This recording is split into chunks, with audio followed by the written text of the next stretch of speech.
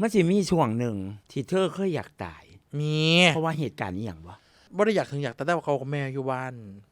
เขาสั่นเขาก็ตายบ่สั่นบางสิประมาณนี้เด้เพราะว่าช่วงนั้นคือพี่ชายเขาเสีย มันล้มในห้องน้ำตอนนี้บ่ท่านบ่รู้ปั๊มหัวใจอยู่บ่ว่าสิเป็นจังได อ๋อก็คือคืนนั้นก็คือเวอร์ไปเลยเฮ็ดหยังบ่ถูกอ่ะคือเที่ยงคืนปุ๊บก็คือบอกเราว่าแบบไม่น่าจะรอดเพราะว่าสมองไม่ทำงานแล้วเป็นฟีลว่าเป็นฟีลช่วงนั้นก็ทะเลาะกับแม่แบบแม่ก็อึ้งไปเลยแบบเนาะเขาบ่เคยมันเป็นคนใกล้ชิดเราไงเขายังไม่ได้แก่ขนาดนั้นความสูญเสียใช่ที่บ้านมีลูกชาย2 คนแม่เฮาก็เวอร์บัดนี้ก็ให้เทิงมาด่าเฮาอีหยังซั่นสิแบบว่าเป็นฟีลแบบนี่ก็เลยว่าแม่ยังเหลือลูกคนนึงอยู่นะแม่อย่าลืมไปแม่จะมาโศกมาเศร้าคือตอนนั้นแม่ก็เริ่มป่วยเริ่มผอมเริ่มหยังเสีย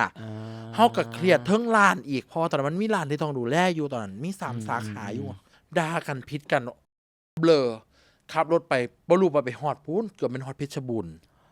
ทอนแก่นเพชรบูรณ์บ่ไกลเด้ก็บ่ไกลเด้ขับไปเมอไปโอ้ยโมดึงสติอยู่ไหนถนน4เป็นฟีลว่าลอยไปแล้วอ่ะเป็นฟิวอยากขับรถลงข้างทางอยู่ตะวักอ่ะอุ้ย เห็นจะเข่าเลยนะมุนแล้วแม่ก็พ่อกูชิวน้ำผู้ใดเสียเป็นฟิวเนี่ย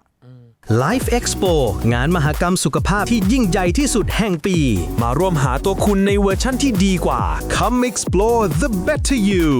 15-16 พฤศจิกายนนี้ที่ UOB Life M Sphere ลงทะเบียนเข้าร่วมงานฟรี